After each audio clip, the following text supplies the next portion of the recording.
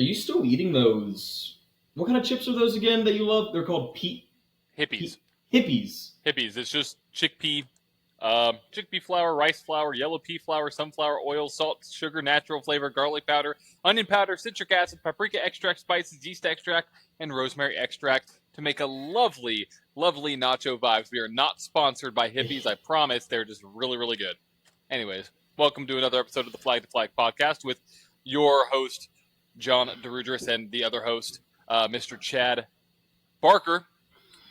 How you doing, friend? I'm doing good. Why is it whenever we miss a week or two or something, it's always when the exciting stuff happens?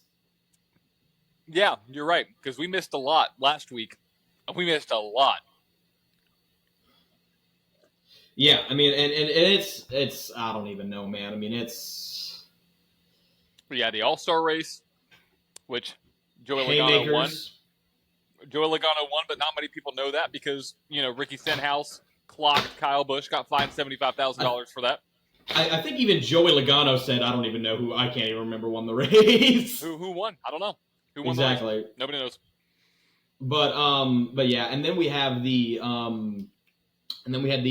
Indy 500 and as well as the Grand Prix at Indianapolis, and then of course we had Monaco, which we had some great stuff happen there too. Yep. But Pelot won the Indy Grand Prix at the road he course. He did. I think I called that on the podcast. It was you might have. You might have. Yeah, and then I said Logano was going to get the win at North Wilkesboro, which he did. Led every single lap. I mean, besides one, I guess technically. So Logano, even though it's not a point-paying win, he still won $1 million. Now we moved on to like you said, the Monaco Grand Prix, the Indy 500, and the Coke 600. One of the most exciting racing days in history, was it? Well, okay. Well, let's say this, okay? Obviously, this is the biggest day in racing of the year. Every year, the Sunday before Memorial Day is the biggest day in racing, and it's always exciting. But what a lot of people don't understand is it's an entire for Formula One. It's really exciting about this day. You got the weekend to go with it. Right. For IndyCar, it's kind of the same thing. Or for NASCAR, it's kind of the same thing. It starts on Thursday. Their show starts on Thursday. And technically, it's I'll explain that later. But with IndyCar, it's all month. Yeah, it's all month. It's a whole month build up to this. But yeah, I mean, you want to just jump right into IndyCar? What we got let's start off with the Why don't we start off at Formula One, first race of the day? You know what? Yeah, let's do it like that. Let's do it in that order. That'll be better. Yeah, get that one done. So. This past weekend on May 26th, Formula One was at the 93rd Monaco Grand Prix, one of the most historic races on the Formula One circuit and one of the most well-known races in the world. And we saw in practice Charles Leclerc, a local of Monaco, born in Monaco. He led almost every practice session and won the pole. And as the green flag dropped, we saw a massive incident between both Haas cars, specifically Kevin Magnussen and Sergio Perez, where there's a mixed opinion on whose fault it was in this incident.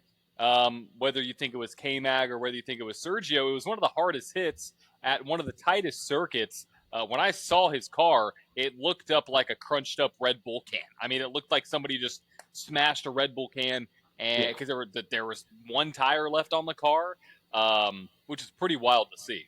Oh yeah, without a doubt, and it was very much insane. We saw Carlos Sainz go straight right before the hairpin corner, and I figured that might pull out a safety car, and then they said it was a red flag, and I was like, okay, yes. What happened? We have a car stuck on track, but I don't think it's red flag worthy. Well, then we had, and then we saw that big incident and all that happened. But you and me, because I was back in town for my brother's graduation. Congratulations, Ryan.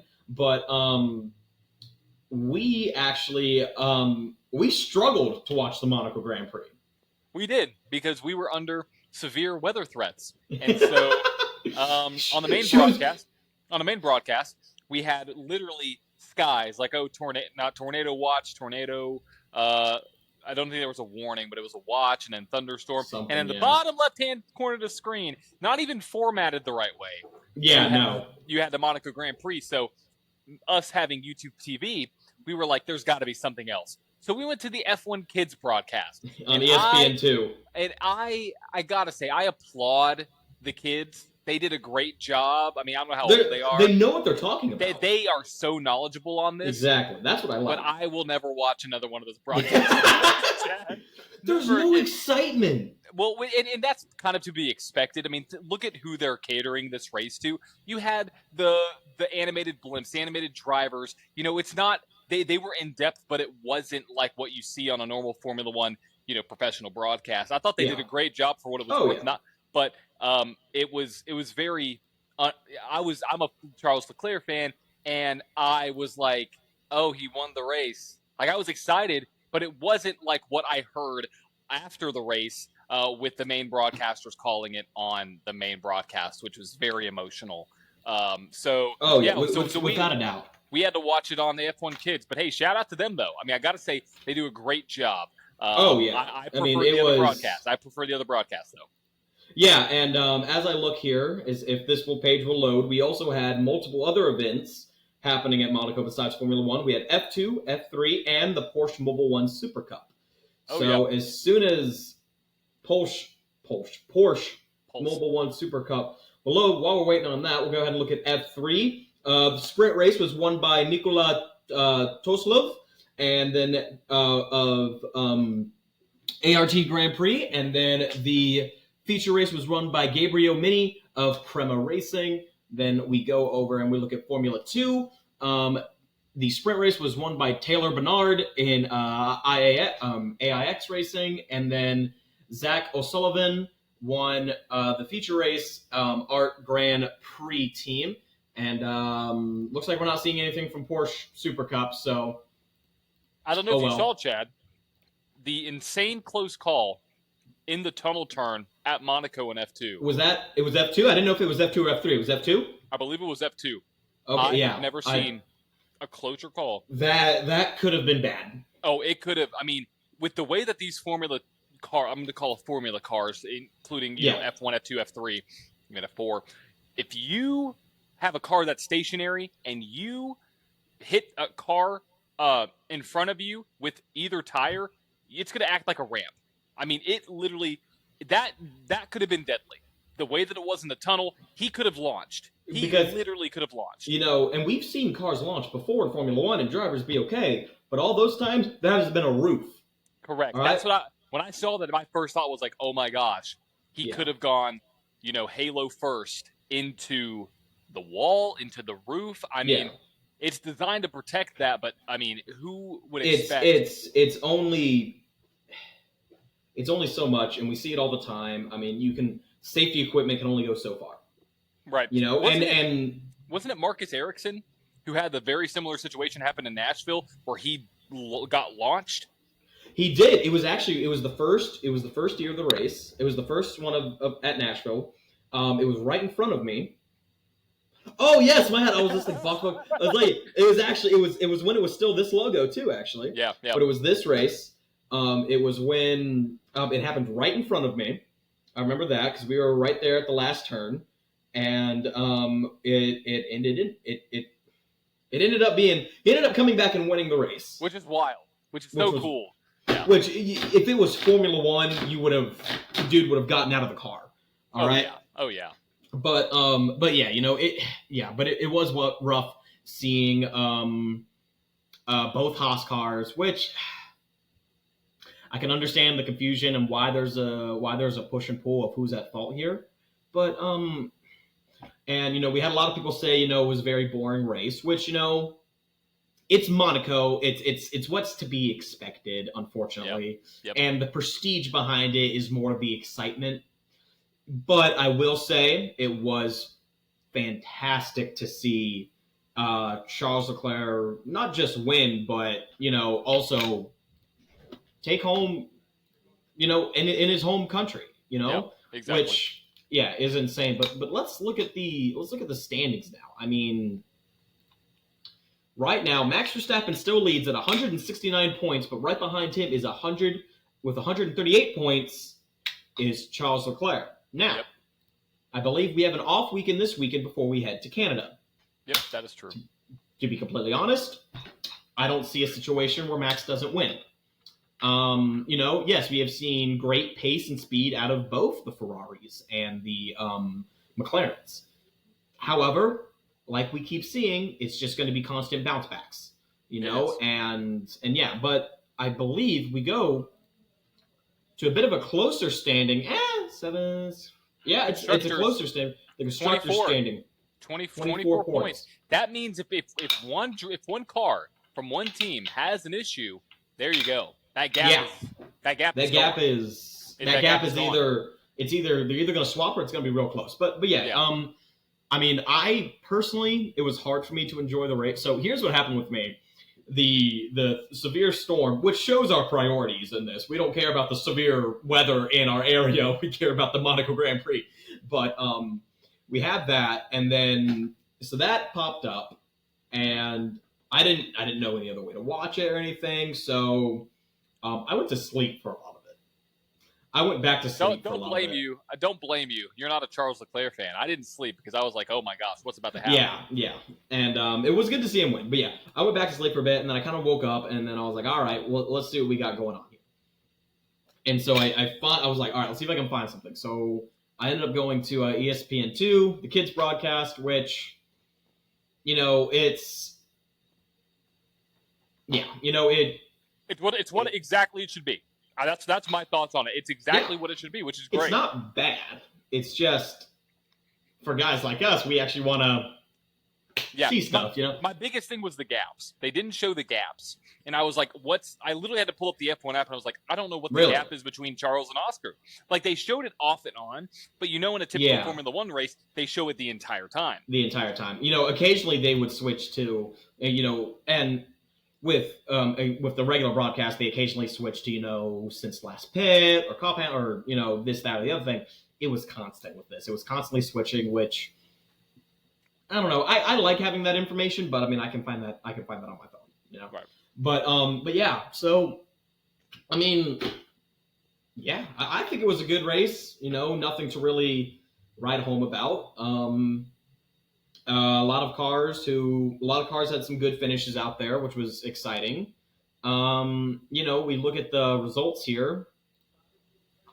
Of course, we have Leclerc leading, followed by Piastri and Sainz. So a Ferrari 1-3, and then a McLaren 2-4.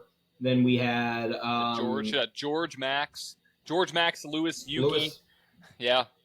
Alex Albon getting 2 points. So I bet that really helped. And then we look down here at the bottom, 4 cars not finishing the race. Kevin Magnussen, Nico Hulkenberg, Sergio Perez, and then Esteban Ocon. And then Zhou Guan Yu, I don't know something happened in qualifying to the 2 Kick Sauber cars. I don't remember, honestly. Something with their DRS when they got disqualified from qualifying. No. Was it them? Or I thought it was... It was them. I thought it was Haas. It might have been. It was Haas. It was Haas. You were right. But then, Sargent coming in 15th. I'm happy about that. Lance Stroll being Lance Stroll. It was, we had some guys up front who we haven't seen up front in a while. We had some guys in the back we haven't seen in the back in a while. And so, very interesting to see that. But I do kind of want to sprinkle something in here about something we're going to talk about sooner. This is probably going to come out tomorrow, being May 29th, most likely. This podcast. Oh, yes. Okay. Yeah. Okay. Yeah.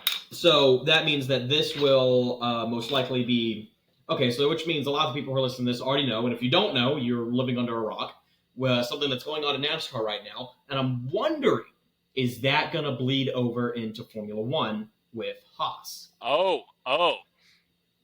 Now, I don't know. With NASCAR, there was two forms of income. There's two forms of income. You got Tony Stewart and Gene Haas.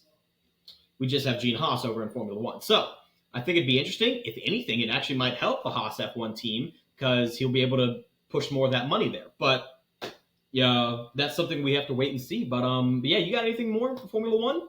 Not really. I'm just excited that Charles got a win in his home country. There you go. Very, very emotional win. I wish I could have watched it live on the real broadcast. I probably would have cried, but for specific reasons. But yeah, I just gotta say, great day for Charles Leclerc fans.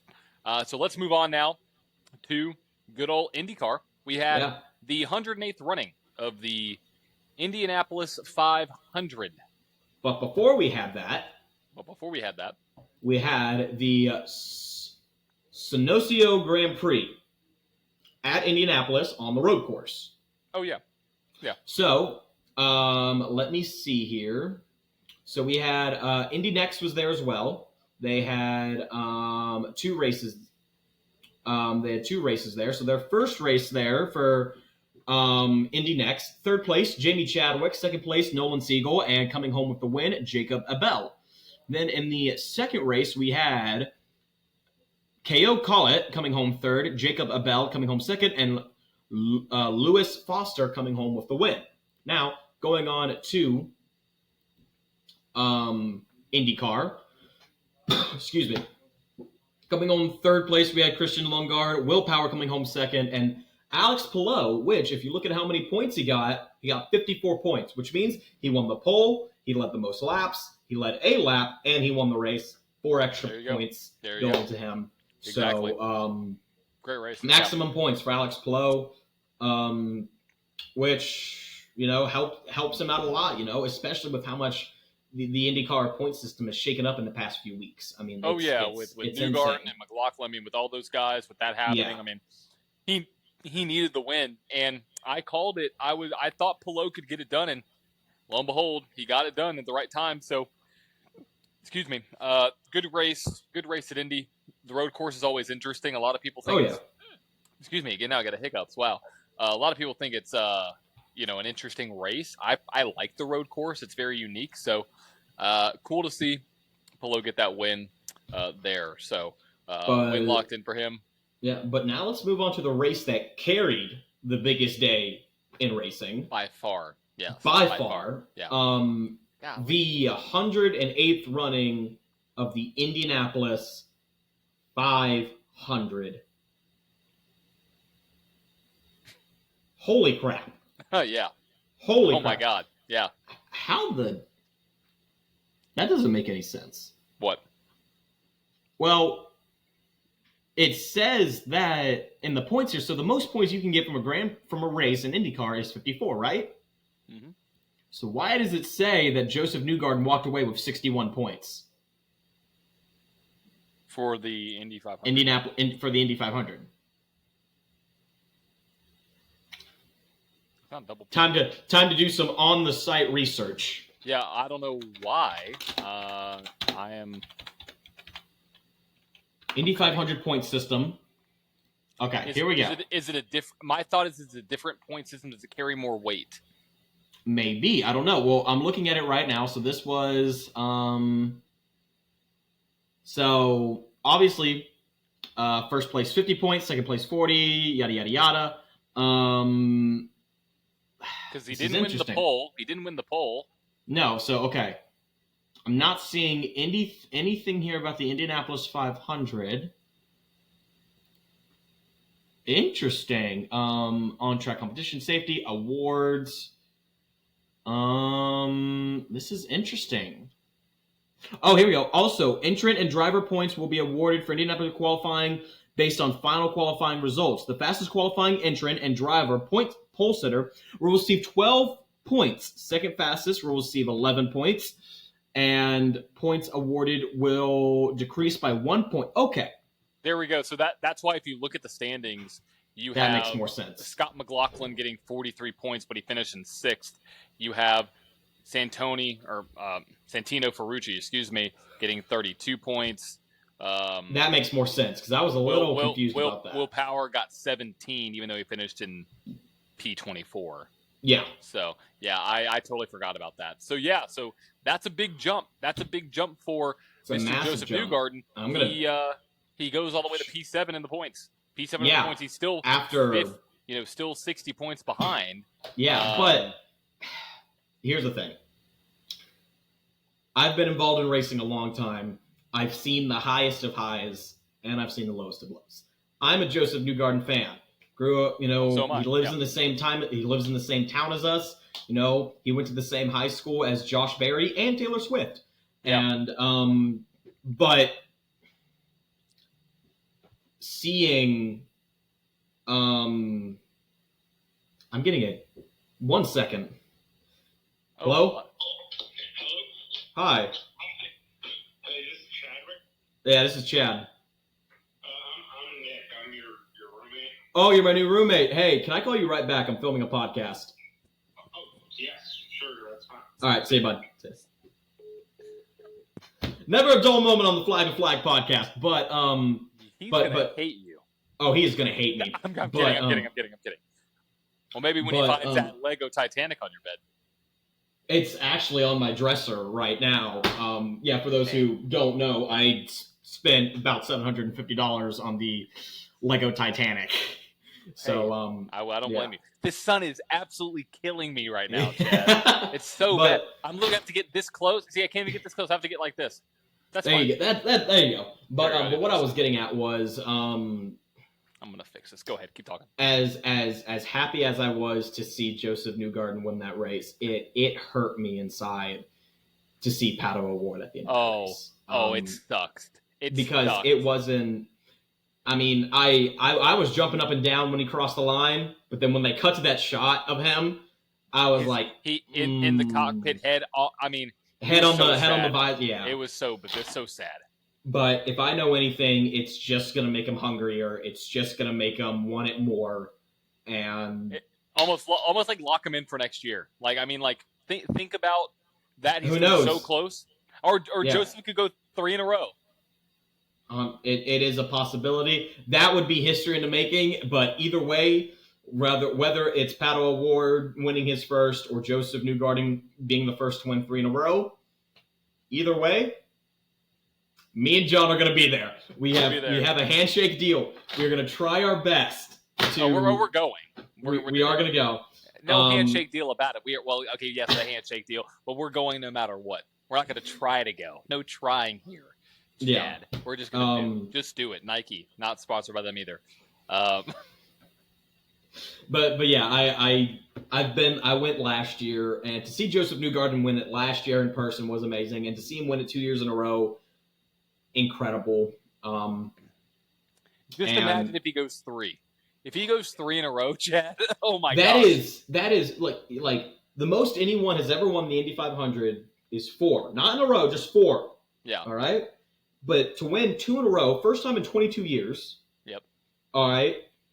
First person to ever do it was Johnny Lightning. Or it was someone in the Johnny Lightning car. Not sure. Did it way back when. I think I might have the year. Let me look it up. But last to do it was in 2000, 2001, Elio Castroneves. Yep. But now that time resets. 2023, 2024, Joseph Newgarden. I'm beyond happy that it happened, but at the same time, it's what are the years? Hold on.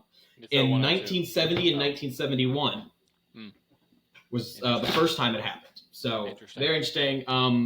That's going to be insane. But something a lot of people don't know is if you go, so Friday night before the 500, if you head about 15 minutes east or west of Indianapolis, you will get to Lucas Oil Speedway or Lucas Oil Motorsport or Motor Speedway, where the Silver Crown USAC Silver Crowns got to race, which is always super fun to see those guys. I've seen them race a handful of times. It's insane how fast those cars go. But the night before the 500, if you're ever in town for the 500 and you need to scratch that itch a little bit earlier, Saturday night, go up to Anderson, Indiana, Anderson Speedway, the Little 500.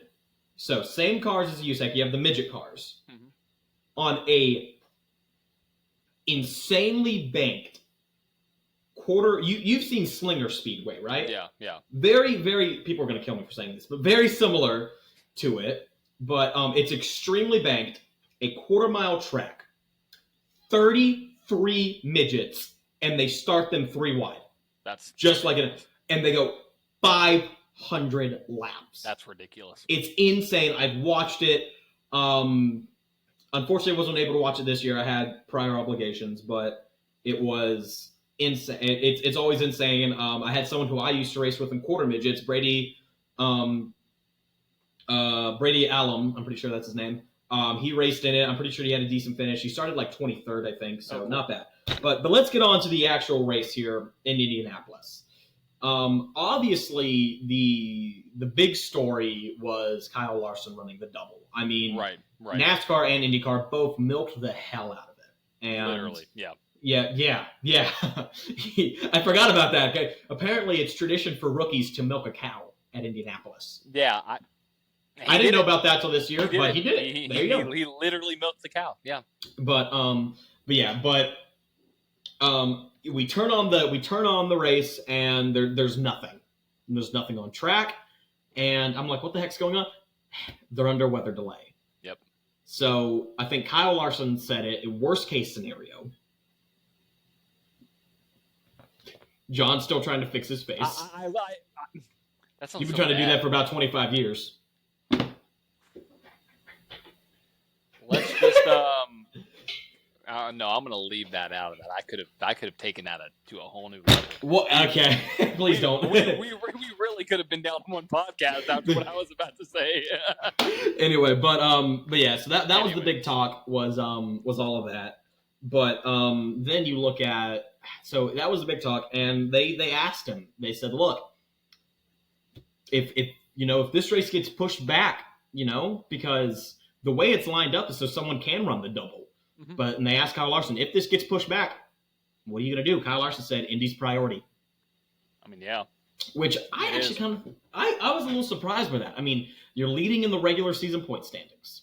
That's a big thing. You have to start all 26 regular season races, points-paying races, in order to make the playoffs. Yeah. Exactly. However, you can get the waiver, which we have seen time and time again. In fact, I forget what year it was, but Kyle Busch got it after breaking his foot in the Xfinity race in Daytona. Yeah. Yep. 2018? 2017, 2018, maybe 2019. I can't remember. Maybe it was around that time.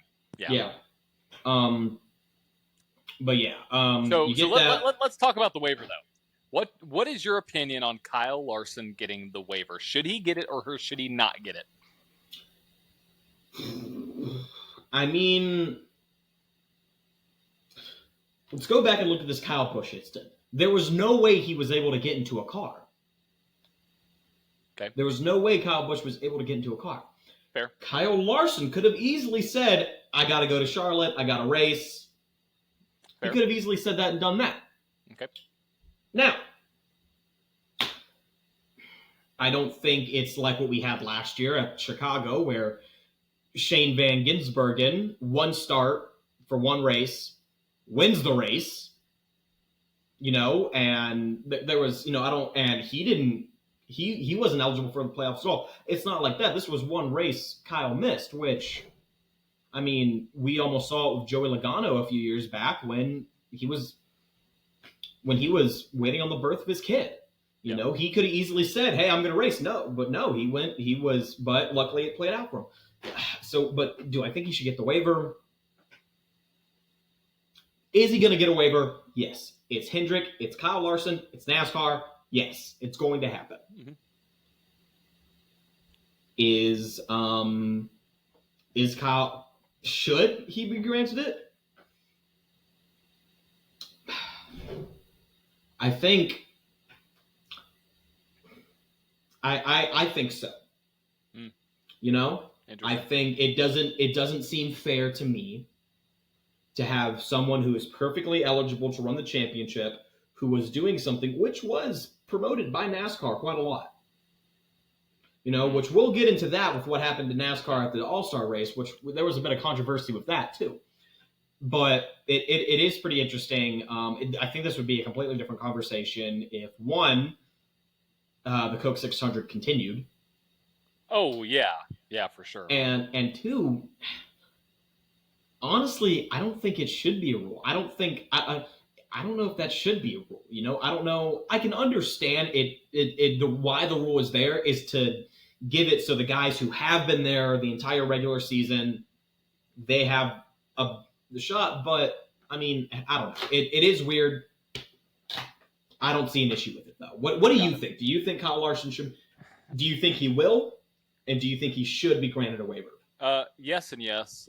I believe he will get one, and I think he should get one because of not only the fact of what we've seen waivers been granted for in the past, his suspension in 2020 with that incident that we all know of, Chase Elliott's suspension for wrecking Denny Hamlin. So there's been situations that have really NASCAR's granted almost every situation with a waiver. But it also goes back to this. Kyle Busch, once again, he couldn't get into a car because he broke his foot. Sure. Chase Elliott, he couldn't get into a car because his collarbone, I think it was. Yes. It was a skiing accident. It's his snowboarding or skiing accident, right? Which he couldn't get into a car. Right, but here's the other side of this though. He chose to snowboard in the season. Just like Kyle Busch chose to run the Xfinity race. Just like Kyle Larson chose to run the Indy 500. So it feels like it's a double-edged sword here. In a way it is. You have to look at, I mean, there's probably 20 different breathing. You could, the glass is half empty or the glass is half full, all right? You got to flip the pancake, I mean, you got to. What would suck, and this is like what I'm kind of getting at here. This sun is absolutely, I used to be like right here. Wow. You don't have blinds, do you? No, I don't. I like to see outside. Here's not actually. Let's go back to right here. So let's say this though. So let's bring in the Ricky Stenhouse Jr. Kyle Busch incident, right? NASCAR promoted the hell out of that. I mean, went crazy, then slapped the wrist of Ricky Stenhouse Jr.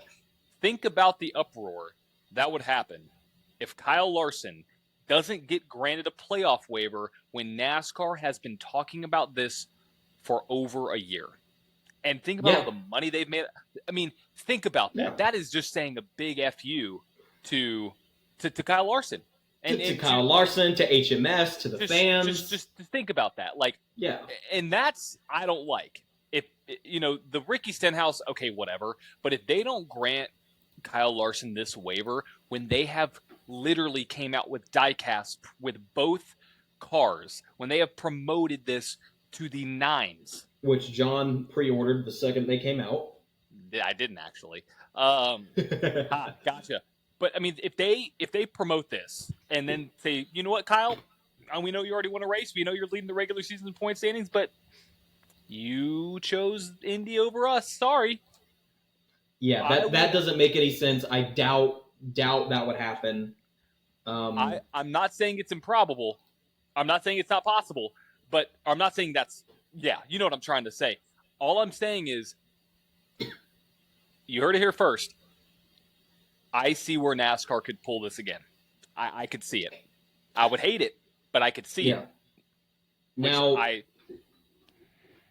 it is, which, I mean, and maybe with the other news that we've had come out today, could that be used to try and put a shadow over this, And it's really interesting to see how this all plays out. But before we get too deep into NASCAR, I do want to do our local racing report. Yes, let's do it. So just I'm like adjust my mic. I'm gonna adjust this because this is killing me. So, like I said, in Indianapolis, Friday night, they have at Lucas Oil, what's the track called? I have it right here. Lucas Oil Indianapolis Raceway Park, IRP is what it's known as. They had the USAC Silver Crowns. Then the night before at Anderson Speedway, they had the Little 500. Well, and then on Sunday we have the Indy 500. Well, just like NASCAR, we had the Coke 600, but before that we had the Xfinity and the truck race. However, the night before, about an hour, 45 minutes to an hour north of Charlotte, northeast, something like that. I've only been there once, but in Hickory, North Carolina, we had the ASA Stars National Series, as well as the Southern Super Series, a super late model touring series, that raced on Thursday night, as well as, and this is why I know about this race, the U.S. Legend Cars International had a national qualifier event for this race, which means the winner of the race got an automatic starting position in the national championships for Legend Cars later this year. But let's go ahead and let's take a look at this. So your top three. Well, first off, I want to highlight some of the names. We had 26 cars, or actually, I think we had. Hold on, I'm not sure how many entries we had, but I'm pretty sure we had a lot. No, we didn't. Okay, so we had 26 cars race here for the Legend Cars. We had some big names within Legend Cars be out there. Allison Johnson, Sean McClerney, Spencer Bradshaw, Nathan Lyons, Isaac Kitzmiller, Carter McMurray, son to Jamie McMurray, Neil Doolin, Hunter Jordan, Jacob Staten, Jared Hull, but here's your top three from that race. In third place, in the number 13 machine, we had Jordan Black. In second place, started fourth, finished second. In the number 4 machine, we had Ryan Zima. And in the number 62 machine, started outside pole, came home with the win, Keelan Harvick. Now, very nice. Now, there will not be a doubt in my mind that with the Young Lions National Championship of Legend Cars, it will come down to Keelan Harvick and Ryan Zima at the end of the year. Without a doubt, it's going to be them battling it out in Dominion, Virginia. But let's go ahead and go to the Southern Super Series / ASA Stars. But yeah, started second, finished third from Lebanon, Tennessee, Dawson Sutton. Nice.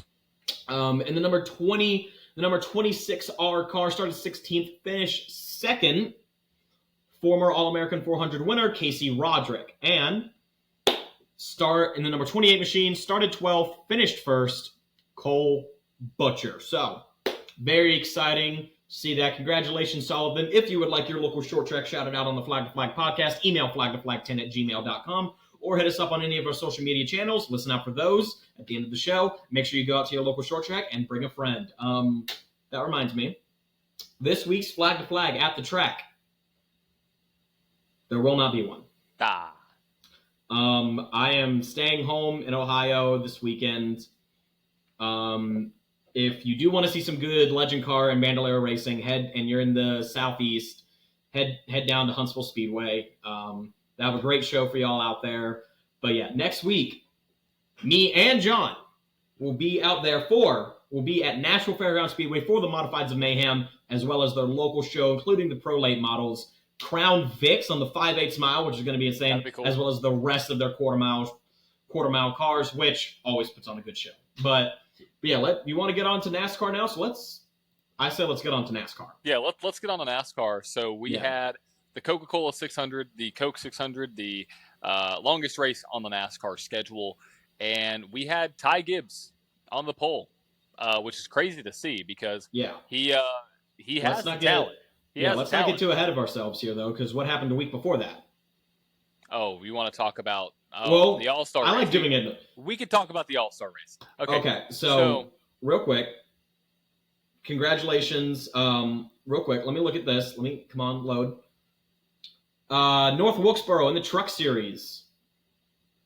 Stage 1 goes to Ty Majeski. Stage 2, Tyler Ankrum, and coming home with the win, Corey Heim. That was your top 3 for that race. But yeah, let's now look at the All-Star race, which I was only able to catch the tail end of. I was too. I only watched the last 50 laps of it. But I only watched the last 5 laps, and then I turned it off. Nice. You didn't. And then I got a text message from John which I tend to get a lot of text messages from. My famous text messages to chat. Let's go back and look through these. So where is it? Okay, so Sunday, May 19th at 9:46 p.m. Eastern. All caps, Chad. I respond, all caps, John. Okay, do you know my pick for this week? I said, oh shit, I forgot about the race. Who was it? I said, look at the videos, then look at. I was like, and I saw it was Logano. You said, I was like, oh shit, and then you text me back, holy shit, and then I said 2 weeks in a row, you got it right, and then I turned it off. I go back into my room, start chilling out. Well, then I get 3 more messages in all caps. Ricky Reich hooked Kyle. Ricky Reich hooked Kyle. I had no clue that Ricky Stenhouse was already out of the race, so I thought he right hooked him like with his car on the track. Oh, on the track. Okay. Kyle Busch. Let's see here. Then the last text. Holy shit! NASCAR is fucking back. and I responded, what? What? And then finally I saw everything, and yeah, it was pretty interesting. Wow. And but the big topic here is this.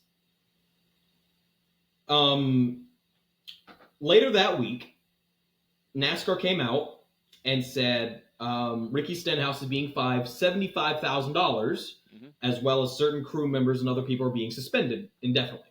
Yep. Now, okay, $75,000, that's a bit pricey. All right? Just a little bit. I think a lot of people say it was because Ricky Stenhouse Sr. was involved in it as well. Yep. A bunch of things.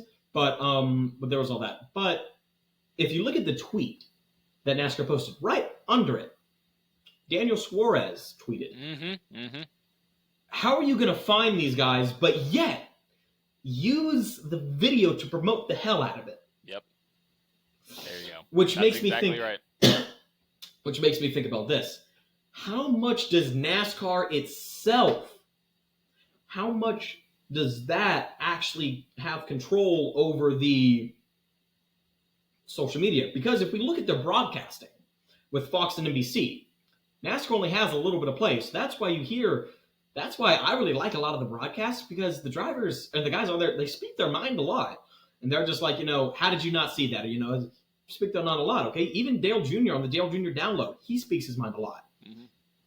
But now the question's being raised, how much control do they actually have over the social media? Because remember, NASCAR is the sanctioning body. Yeah. Social media, as you know, John, is a way to promote that. Yeah. And I think Mike Joy said it the best. How are you going to, on one hand, slap the wrist of Corey LaJoie and RCR, or Corey LaJoie and RTG, Doughty, JTG.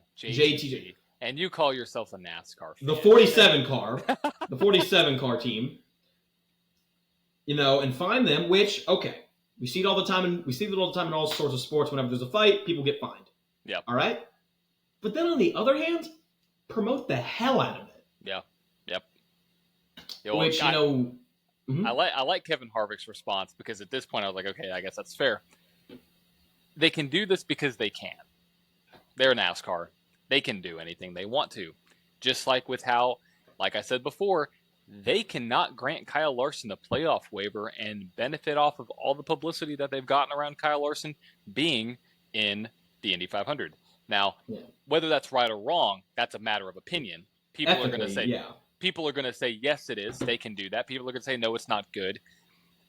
I do think that they are double dipping a little bit, because they're getting the money from, obviously, Stenhouse, and they're getting all of the eyeballs from the fight from Stenhouse and Kyle Busch. So they are double dipping into the pie. But again, who's going to stop? Here's the thing. Who's going to stop them? Exactly. That's the real question. Like, I'm not saying I agree with it, but who's going to stop them? And that's what Kevin Harvick was saying. They can do whatever they want. Who's going to stop them? I've been to many different racetracks all over the country. And it's basically, and this was actually at, I think I was watching something. I think this was actually at Anderson Speedway, is when I heard this be said. And everywhere I've gone, it's kind of two consensuses on fighting. if you're going to fight, either go down to the gas station and do it there. Right. You have some track promoters that do that, or you have other track promoters that say, if you're going to fight, do it on the front stretch so everyone will see. Yeah. And exactly. Because let's look at hockey. All right? Oh, hockey uses fighting to promote itself all the time. Very rarely do they fine their players. Yeah. Now, usually when two guys in NASCAR are fighting, usually their race is over. Typically, 9 times out of 10, that's what happens. So they can't punish them on track. They can't have them do a drive-through. They can't give them a time penalty. They can't do anything like that, like they can in hockey, where they could say, all right, you go sit in the penalty box for 2 minutes. 2 minutes, 5 minutes. 2 minutes whatever. or X amount of time. Yeah. And, that's understandable. So that's why, and so it's obviously it's different in this situation, but I don't know. I mean, but let's see how that, plays out and everything. I want to, real quick, before we get into the actual Coke 600 or the Coke 376.5. Or the Coke 600 kilometer. Bet you didn't know that one. Kilometers? It was exactly 600. Okay, like 600.6. Yeah. Give or serious. take. That's serious. Yeah. It was literally that is. What so that is that's like you still got 600 something. What is a kilometer at Logan Sargent? No, he knows. Have you seen that video? Oh yeah, that's what I'm quoting. He knows the video. Yeah. Before we get into that, let's fast forward to, I think, literally coming up on an hour ago. 46 minutes. Yeah, 46 minutes. 46. We're getting through pretty quick. We're going quick today. No, I mean when this news came out. Oh, the news came out about an hour and a half ago. 2 hours ago. Hour and a half ago. Okay. This is hard for me. Yeah. This is hard for me, and it's more on a personal level, which I'll get to. But I received another text message from John this morning, where there was a rumor that the employees of SHR, Stewart-Haas Racing, were going to be informed that they were ceasing cup operations at the end of the 2024 season. However, about an hour and a half ago, NASCAR released Stewart-Haas Racing to close operation at end of 2024 season. There's a long statement. It is a very long statement. Stewart-Haas will close its NASCAR operation conclusion of 2024 season. Co-owners Tony Stewart and Gene Haas announced today. Now, this is very hard for me, mainly because of this. I don't come from a racing family. All right. I was the one who fell in love with racing. I loved racing. I've watched cars more times than I can count. And when I finally started sitting down and watching it more and more, my dad started watching it with me. And my favorite driver at first was Jeff Gordon. For the sole reason that he had a cameo in Cars 2. And then I became a Dale Jr. fan, because as I was helping my grandma cook something, we picked up a thing of Heinz mayonnaise. Or not Heinz. What's it called? Hellman's mayonnaise.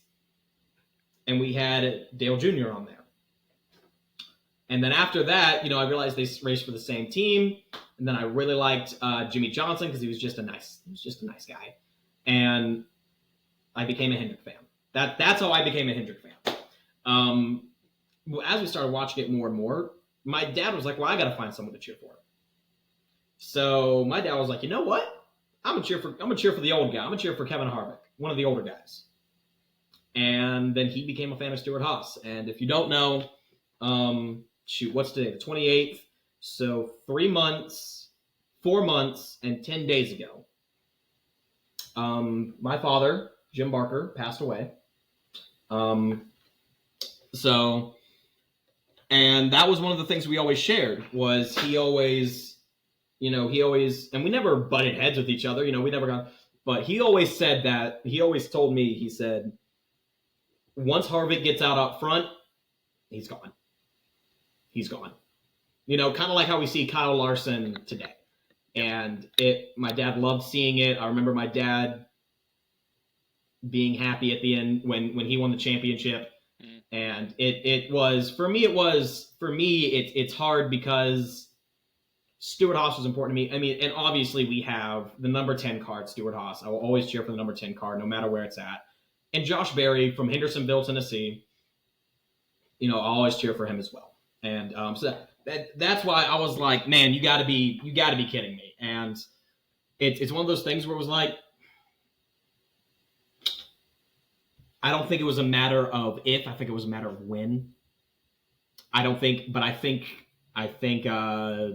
they decided to pull the plug early, in my opinion. Then again, you and me, we're two guys who put on headsets and talk about race cars. We're not there. We're not seeing the books. We're not seeing the dollar signs. We're not seeing all of that. However, it started off as rumors not even 6 months ago, and now here we are. Yep, for sure. Yep. And it does suck. It's going to be interesting to see where the numbers go, if they go anywhere. It's going to be interesting to see where the drivers go. I believe it should say somewhere in here, somewhere where their charters are going. So not 100.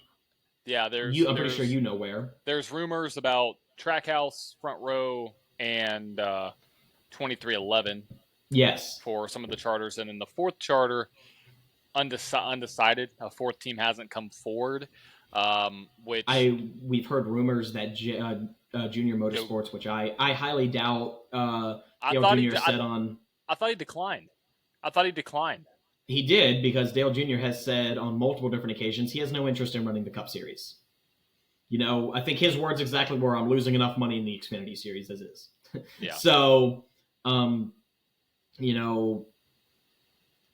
I mean, I think it sucks. Chase Briscoe is rumored to go to the number 21 car at Wood Brothers, which it's hard to say what these guys can do, because as much as I hate to say it, they haven't been in the best of equipment. Yeah, they haven't been in the worst. But also, look at Gregson, look at Briscoe. I mean, their year isn't like astronomically bad. No. They've had good moments. I mean, look at Gregson, rather. He's had great finishes in that 10 car. Look at Barry. Barry's been up front multiple races. So yeah, and it'll be interesting. It'll be interesting to see how that goes. It'll be interesting to see where everyone ends up. I really hope Josh Berry gets into a competitive car. I really do. But Josh Berry to the 48. Josh Berry to the 48. Do it. Where's Bowman going? Not the 48. You don't think he's going back to the 48? No, he is. I'm just saying, Josh Berry would fit in with Henry. I feel like it'd make a lot of sense. Thoughts on it? Tony Stewart is now racing in the NHRA with his wife. You got Gene Haas worrying about how they're going to salvage a abysmal Haas Formula One team. As well as Haas Incorporated. Yeah, I mean, it seems like there's other things going on. I mean, think about this. Tony Stewart backed out of SRX. Tony Stewart's now backing out of NASCAR. He's focusing on, NHRA. Gene Haas. So, I mean, there's other things coming up. It sucks. So that means, okay, will another team step up? Could we see another team form because another team's going away? I mean, there's a lot of moving parts with this that we have no idea where it's going to go. Without a doubt. Who's going to buy the shop? I mean, like, there's a lot going in here. I mean, think about KBM and think about Spire, where KBM was acquired by Spire. Could we see another situation where somehow some team acquires them, whether it is think about all the teams that are out there. I mean, think about theoretically, what if the Wood Brothers expanded? That is a possibility, It's random, but think about it. It is, and when you look at all the teams, I mean, and hey, who knows? We might see an Xfinity Series team put their bid in to run a higher up level, or we might see one of these lower level teams, Live Fast, Rick Ware, Spire. One of these guys try and upgrade and really make a punch in the game now. So right. Or you see Trackhouse. Go ahead. Yeah, what I was going to say is, as one door is closing, 50 more are opening right now. 100%. And I mean, there are people who want the charters. People who want the charters all day long. And so, I mean, Trackhouse Those go for makes, what, $3 million a piece? oh no, more than that. Last I heard was like 3.6 was last time I heard one got sold for. Live Fast got sold for 30. It might have, yeah, maybe. But yeah, I mean, what are a NASCAR charter, 20 to 30 million. Jesus Christ. So a team that makes a lot of sense, Trackhouse. They do. If I had to go for another team outside of Hendrick Motorsports, it would be Trackhouse Racing. I love what they do. I love their mentality. I love. But can Hendrick buy another one? No, I thought you could only have 4. Yeah, but I'm saying Okay. another team that would do it would be Trackhouse. Trackhouse has another charter available that they could buy, which makes a lot of sense. I think they bring in. Let's talk about Trackhouse bringing in Sheldon Creed. Trackhouse bringing in Cole Custer. Oh my Riley gosh. Herbst. No, Jesse Love. Jesse Love, the Trackhouse. Jesse Love. That would be something I could see him fitting in well, pretty right there. But I mean, you got to look at all the other teams. I mean, even Haley Deegan. We might see Haley Deegan make a few Cup starts next year. Maybe. You never know. Yeah. You never know. I mean, I think she's got the talent, but that's a whole other discussion. But yes, either way, Stuart Haas shutting down in the 2024. Let's get on to what is it? Let's get on to the Coke 600. Yeah, so Coke 600 happened on Saturday. Well, wrong. Sunday. I wasn't able to watch most of it. I watched the whole thing. Well, and also when you came over to watch the rain. So yeah, I got there right as but because I was just going to watch the rest of the Indy 500 because Newgarden was doing good and I wanted to watch that. And I kind of watched it a little bit off my phone. But yeah, then we ended up going there. And it was really cool for me because I think I showed you, I have the flight tracker app on my phone. Yeah. And it was really cool to see Indianapolis International Airport, see Hendrick Motorsports and then the Penske Corporation planes. And then, so that was really cool to see. And then Kyle Larson showing up in style in a helicopter, hopping on a golf cart, going straight to the pit box, running over there, getting all of his stuff in. And as soon as he's ready to go, they call the red flag, bring him down pit lane, and we waited. Yep, I waited. And let's we talk played about 6 or 7 games of ping pong. We played 4. I beat you 3. No, we played 5. I beat you 3 times. We played 5. You beat me 4 times. Once with my left hand, and I'm right-handed. So I don't care. A win is a win. A win. A dub is a dub. But with the Coke 600, you just really wow. I don't know what the heck happened there. That's a nice door there, Chad. Thank you. Either way, okay. There is at the Coke 600, Ty Gibbs on the pole, William Byron there. He had a great race, and it was what you would expect. And the Coke 600, it's about surviving. William Byron is up there near the front all day long. You had Tyler Reddick, who was my pick. He had to come down pit road because of an underwing, unapproved underwing adjustment, which got him to the back of the field. Back to the rear of the field at the start of the race. He had to make a pass-through penalty, got a lap down, came back, finished P4. Dang. Ecstatic about that. I didn't know how to do all that. That's just adding insult to injury there. Yeah, it sucks. And we had a decent race up until then. The track was changing. You saw the comers and the goers there. But yeah, like you said, the rain started to come down, and they red flagged the race. Well, Chad, we were waiting for what? An hour and a half? 2 hours? Something like that. I mean, we were sitting around twiddling our thumbs, playing ping pong. I mean, cutting up. It was, and so we get this message that's being shown through the broadcast, and we were like, we see the track dryers. We're like, oh, this race is going to be back underway. It's great. Yeah. And then all of a sudden, they stop drying the track. They come across and say the race is called in a very it was like ominous. It was very odd. It wasn't like, oh yeah, the race is called. It was like it sounded like we were going to go racing. And then he was like, and the race is called. Christopher Bell wins. Which I was confused by because I think you went live and talked about it on your TikTok. Yep. I commented this. I said, none of us work tomorrow. being Monday, 99% of the drivers and teams are based in and around the Charlotte Motor Speedway. Mm-hmm. I really didn't see a reason for us not. Yeah, and that's the question: should they or should not have they restarted the race? And the reason they as a NASCAR, it was too humid and they would not be able to start the drying operations until 1 a.m. Let me tell you, I've seen multiple images on social from people at the track. What I've heard is that they sent out the Air Titans, not the track dryers, the Air Titans onto the track, dried it for a little bit of time, and came off, but the track was primarily dry. I also heard this wasn't a NASCAR decision. This is a Fox decision. Now that I highly doubt. I don't know. Because what were we watching? I don't even remember. The NASCAR Cup Series race. Oh. We were watching a NASCAR race. All right? Remember, NASCAR and Fox are two different entities. NASCAR and NBC, two different entities. True. So, Fox 100 could have, I wouldn't have liked it, and this would have opened up a whole different can of worms, but Fox 100% could have said, all right, we're not going to film the rest of the race. NASCAR does what it does. Yeah.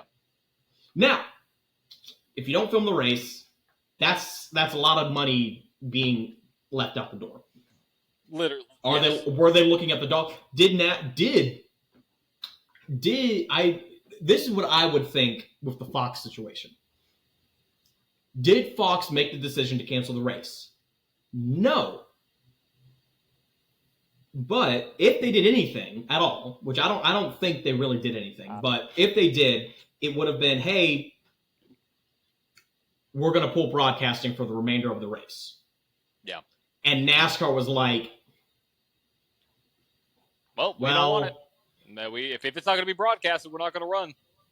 Yeah, which, like we've been saying this whole episode, like Kevin Harvick said, they did it because they can. Yeah, for sure. NASCAR followed their own rule book. The race was more than 50%. Correct. Yeah. The race was more than 50% of the way done. If the race is less than 50% of the way done, and we have weather come in and the race cannot be finished in a timely manner, it will be moved to the next day, which we have seen this several times. I remember in elementary school or early middle school watching a race at Texas on a Wednesday. Yeah, yeah. All right? But if the race is more than 50% of the way, weather comes, race can't be finished in a timely manner, they can cancel the race. Which they did. They can call the race, which they did. So it'll probably go down as one of those things where it's a rumor that.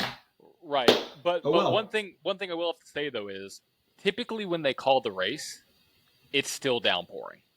It stopped raining well before that, and they dried the track. That's my biggest argument to that.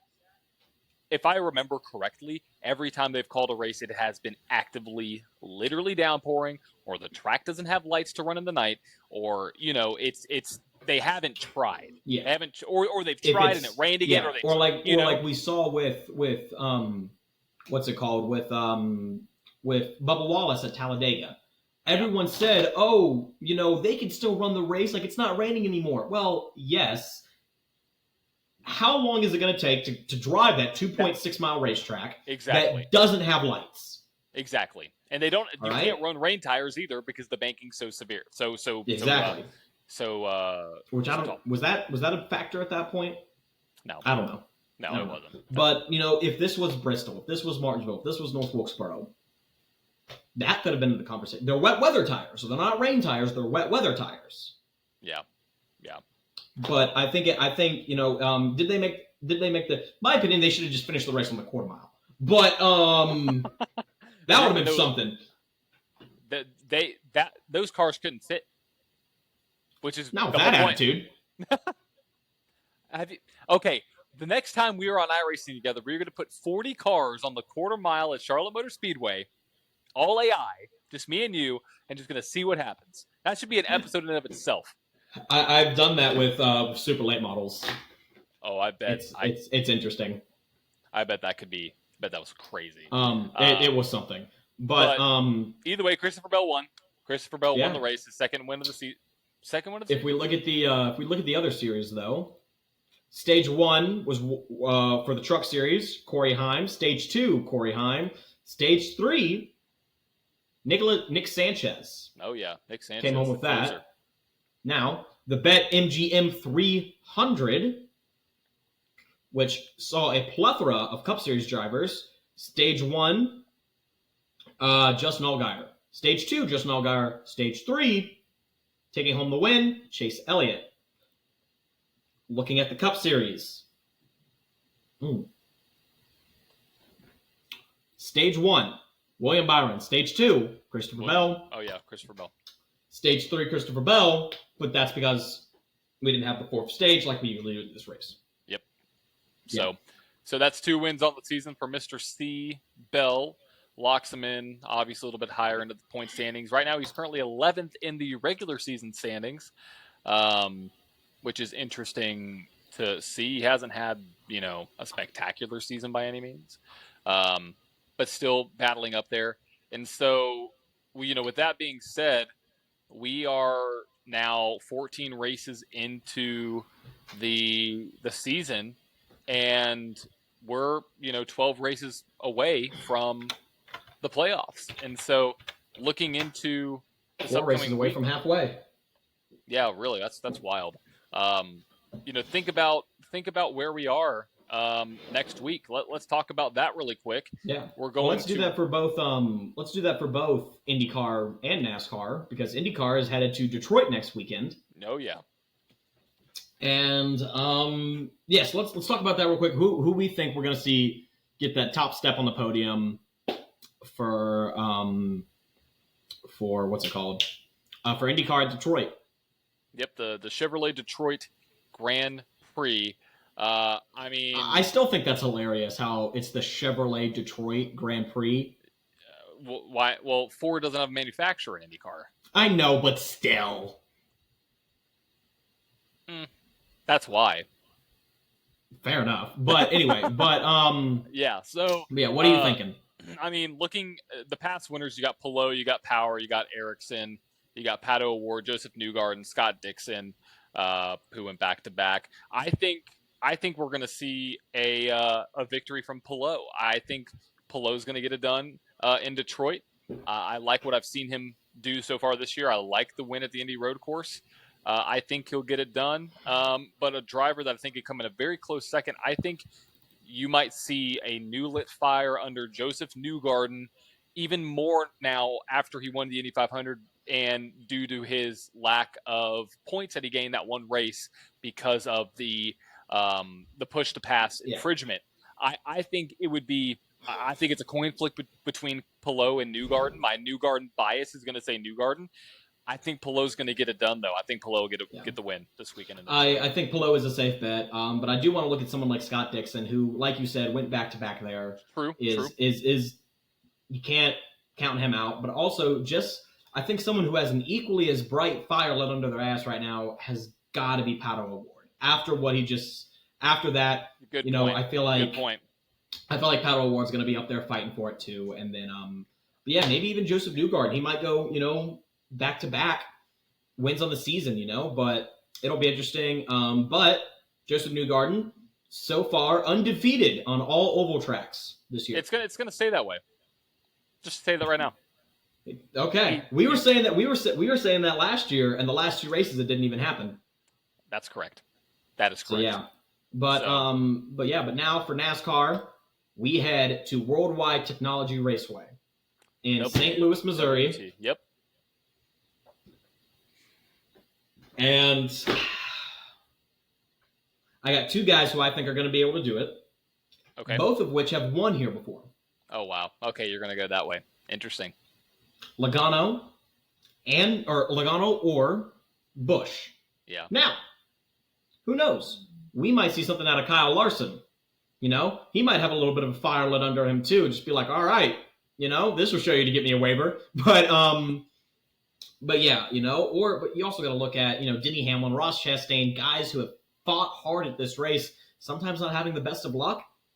But, I mean, sure. Denny Hamlin's at the point where you got to count him in at every track. Oh, for sure. I mean, William Byron, doesn't matter what the track is, you got to count him in. Yep. All right, you got to look at those guys. But good. I think Busch is going to go back-to-back, though. Okay, so you're going to go Busch. I actually just did all my research on this week's picks, and I've looked. My top three, or my top two, included Busch and Logano.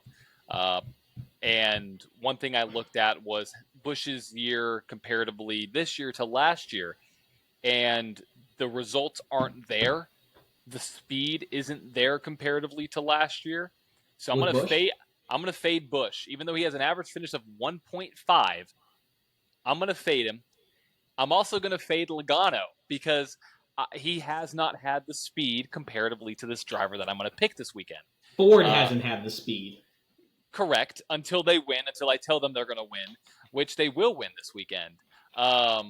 Ford will get a win this weekend. I'll tell you that right now. And it's a driver who has shown consistent speed at this track. He has an average finish of 5th, the 3rd highest among active drivers, right behind Logano and Busch, who have won the 2 races, so they're automatically going to have a high finish. But the driver that I'm going to look at is another Penske driver, number 12, Ryan Blaney. That's a good pick. That's a good pick, actually. He has led the second most laps. He has had the comparatively to Logano this season. Logano has 1 top 5 in point-paying races. Blaney has had 4.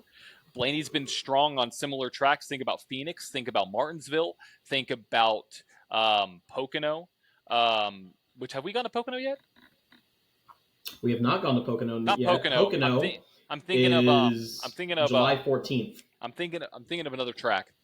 I can't remember the track. Either way, Charlotte, think about Wilkesboro, Darlington, Kansas. Wilkesboro. Think about Wilkesboro. Okay. I know we're not considering that. I know Logano got the win at Wilkesboro, but a similar track there. Both drivers did very well.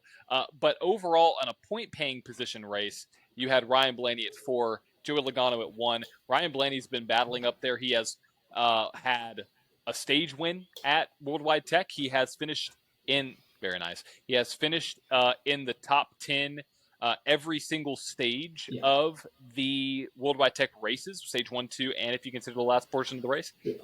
I'm going to say Ryan Blaney gets a win. That is a very good bet. That is a good bet. I'm going to stick with Busch. I think Busch is going to come back and make something happen here, though. It's such a coin flip. I'll tell you right now. I literally was looking at the data and I was like, it's so hard to tell who's going to do well here because you only have 2 drivers who's finished in the top 5 twice. It's Logano and it's Busch. The safe bet would be those 2 because they finished up there.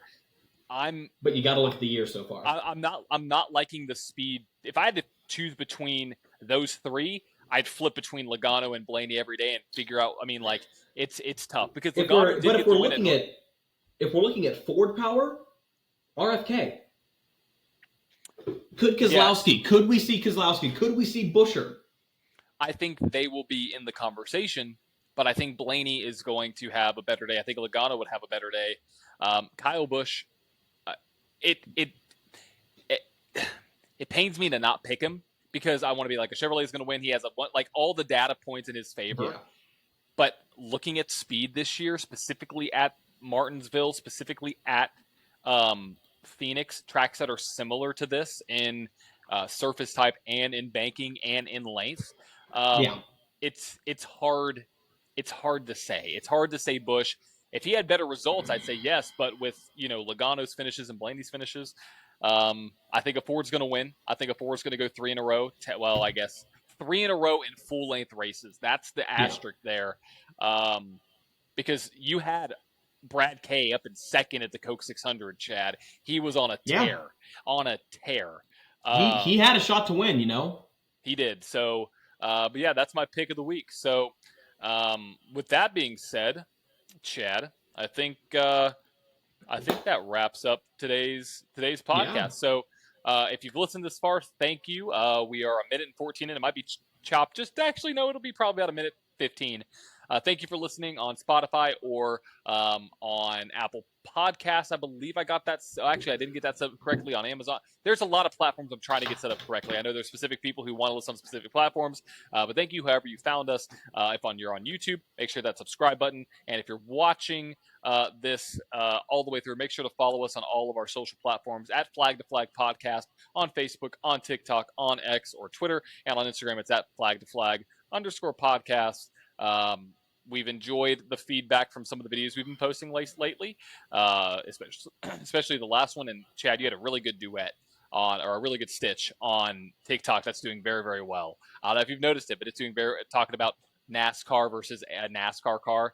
I haven't looked at it. I'll look at it. I post stuff and I don't look at it. I mean, it's doing really well. So we'll keep on bringing you that content. But from me, John, the motorsports enthusiast, and Chad Barker, we have reached the end of the episode. We've reached Checker Flag. We'll see you next time.